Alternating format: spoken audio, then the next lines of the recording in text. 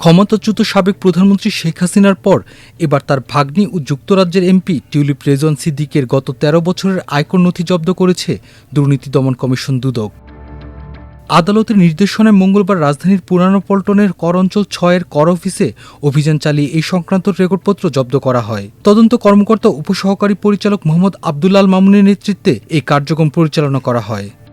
দুদক সূত্র জানায়, ঘটনাস্থলে উপস্থিত হয়ে ২০০৬-৭ করবর্ষ থেকে ২০১৮-১৯ করবর্ষ পর্যন্ত টিউলিপের আয়কর নথি জব্দ করা হয়। সেখানে আয়কর রিটার্ন সহ সংশ্লিষ্ট মোট ৮৭ পৃষ্ঠার নথি রয়েছে।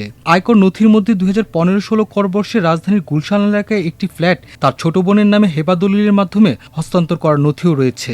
তবে তিনি ২০১৮-১৯ করবর্ষের পর থেকে আর কোনো আয়কর রিটার্ন দাখিল করেনি বলে জানা গেছে। ইস্টার্ন হাউজিং লিমিটেডের কাছ থেকে ঘুষ হিসেবে ফ্ল্যাট নেওয়ার অভিযোগের মামলার তদন্তে আসামি হিসেবে বক্তব্য দেওয়ার জন্য ১৪ মে টিউলিপ সিদ্দিকীকে তলব করেছিল তদন্ত কর্মকর্তা দুদকের উপসহকারী পরিচালক মোহাম্মদ আবদুল আল মামুন।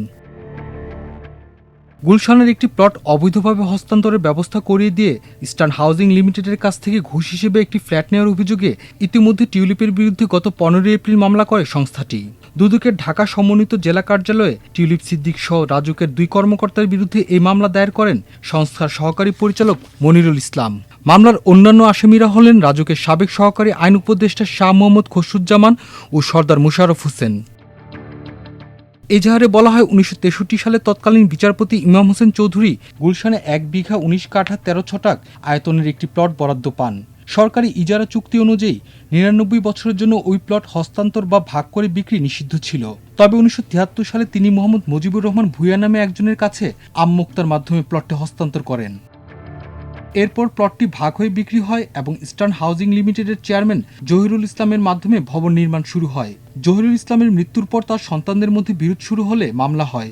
মামলা চলমান অবস্থায় এবং হস্তান্তর নিষিদ্ধ থাকা অবস্থায় রাজুকের সংশ্লিষ্ট আইন উপদেষ্টারা ইস্টার্ন হাউজিংকে ফ্ল্যাট হস্তান্তরের অনুমোদন দেয়, যা অবৈধ ছিল, কারণ কোম্পানিটি লিজ হোল্ডার বা বৈধ প্রতিনিধি ছিল না। রাজুকের রেকর্ড অনুযায়ী ৯৯ বছরের ইজারার শর্তে নির্ধারিত সময়সীমা শেষ হওয়ার আগে প্লট হস্তান্তর করার কোনো সুযোগ নেই। তবুও ইস্টার্ন হাউজিংকে আমমোক্তার করে ওই প্লট ভাগ করে ৩৬টি ফ্ল্যাট নির্মাণ ও হস্তান্তরের অনুমোদন দেওয়া হয়। এজাহারে আরও অভিযোগ করা হয়, ইজারার শর্ত ভঙ্গ করে হস্তান্তরের ব্যবস্থা করা হয়। বিনিময়ে টিউলিপ সিদ্দিকী অবৈধ পারিতোষিক হিসেবে ইস্টার্ন হাউজিং থেকে বিনামূল্যে একটি ফ্ল্যাট গ্রহণ করেন। এজাহারে অবৈধভাবে প্রভাবিত করে ইস্টার্ন হাউজিংকে আমমোক্তার অনুমোদনপূর্বক ও ফ্ল্যাট বিক্রয়ের অনুমোদন করিয়ে অবৈধ সুবিধা নিয়ে বিনামূল্যে একটি ফ্ল্যাট গ্রহণ করে শাস্তিযোগ্য অপরাধ করেছেন বলে দাবি করা হয়। দুদকের উপপরিচালক মোহাম্মদ মনিরুল ইসলামের নেতৃত্বে ৭ সদস্যের একটি টিম সাবেক প্রধানমন্ত্রী শেখ হাসিনা ও তার বোন শেখ রেহানার পরিবারের বিভিন্ন অভিযোগ অনুসন্ধানের দায়িত্ব পালন করছেন। এর আগে পূর্বাঞ্চলে প্লট দুর্নীতির এক মামলায় টিউলিপকে আসামি করে দুদক। ওই মামলার সহযোগী আসামি হিসেবে গত ১৪ এপ্রিল তার বিরুদ্ধে গ্রেপ্তারি পরোয়ানা জারি করে আদালত।